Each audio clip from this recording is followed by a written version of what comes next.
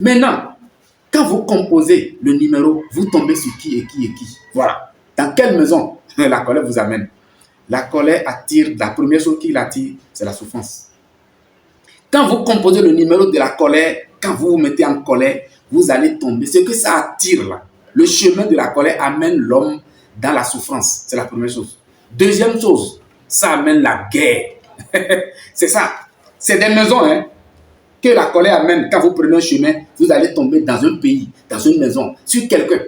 Voilà. Le pays sur lequel la colère vous amène, la première chose, c'est la souffrance, la guerre, la méchanceté, le désaccord, le désharmonie. Voilà. C'est comme ça. Ça dit, ça vous amène dans le diable. Quand on dit diable là, ça vous amène dans le désaccord, le désharmonie, la souffrance. Voilà, j'ai dit la guerre.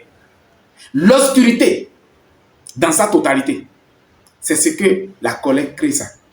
Vous allez souffrir. En fait, la colère, ça vous amène dans la maison du collecteur.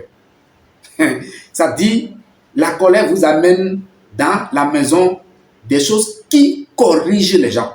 Les collecteurs. C'est que, ne dites pas, c'est pas collecteur d'eau, correcteur. Quelque chose qui va vous corriger.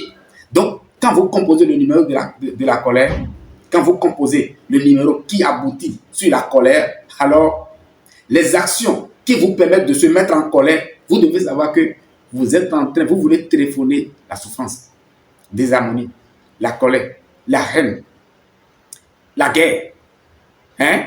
Vous voulez téléphoner ce qu'on appelle le collecteur. Et vous allez sentir les effets en même temps. D'abord, vous avez compris maintenant. Donc, quand on dit la colère, c'est une incantation qui appelle une entité. Et cette entité, c'est les noms, c'est le nom que je suis en train de vous lisser tout à l'heure. Les noms de cette entité-là, il y a des entités. Le nom, il y a la souffrance, désharmonie, désaccord, la guerre. Ça dit, comment on dit? Ça dit l'embrouille, très bien. L'embrouille dans sa totalité. Quand vous vous mettez en colère, vous allez créer l'embrouille à l'intérieur de vous. Comme on dit, là où il y a la colère, Dieu n'est pas là. Maintenant, est-ce qu'il y a une solution pour travailler sur la colère? Bien sûr.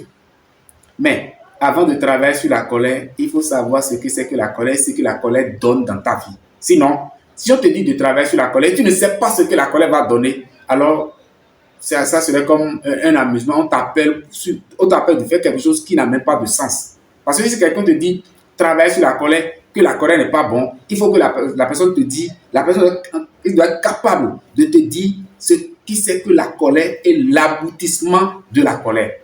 La colère va t'amener ce qu'on appelle la maladie dans sa totalité. Tu vas détruire ton corps du bas jusqu'en haut, d'en haut jusqu'en bas. La colère, je vais parler d'abord des effets de la colère physique, de façon physique. Est-ce que vous savez que la colère peut détruire vos yeux? La colère peut griller les yeux que vous avez comme ça là. La colère, l'effet de la colère peut les griller. La colère peut vous donner ce qu'on appelle la paralysie. Vous allez paralyser physiquement. Les bras, le côté gauche, le côté droit, les pieds peuvent être, ça dit paralysés. Même une femme peut devenir, je ne sais pas si c'est vénénité, je ne sais pas si c'est le mot.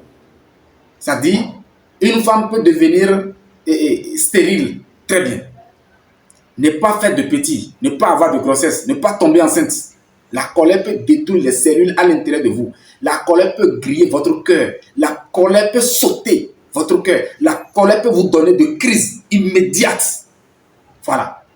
La colère peut vous faire perdre votre vénérité. Le fait que le pénis de l'homme va se lever comme ça, la colère peut détruire cette chose-là. La colère peut faire perdre virilité de l'homme. Vous ne pouvez plus vous mettre en érection. La colère donne ça. La colère peut produire toutes les maladies dans votre corps. C'est vrai, il y a des nourritures que nous mangeons, que vous mangez, ça vous crée de la maladie. Mais la colère est au-delà de ça. La colère, je vais parler de la colère physique et de la colère spirituelle. La colère invisible. Il y a trois sortes de la colère. La colère physique, les effets de la colère physique. les effets de la colère invisible et les effets de la colère spirituelle. Voilà. Les choses, les maladies que vous serez en train de souffrir, vous allez à l'hôpital, les gens vont faire des analyses, contrôler tout, ils ne vont rien voir. Et ça, c'est le côté subtil. Ça, c'est une autre façon des effets de la colère. Ces choses physiques, on va constater que les choses, ça dit votre corps. Vous avez commencé par avoir des malaises par-ci, des paralysies, des crises. Voilà. Les membres vont griller sur votre corps. Et de côté subtil aussi, des choses vont commencer par naître et on ne peut pas voir les résultats ici physiquement.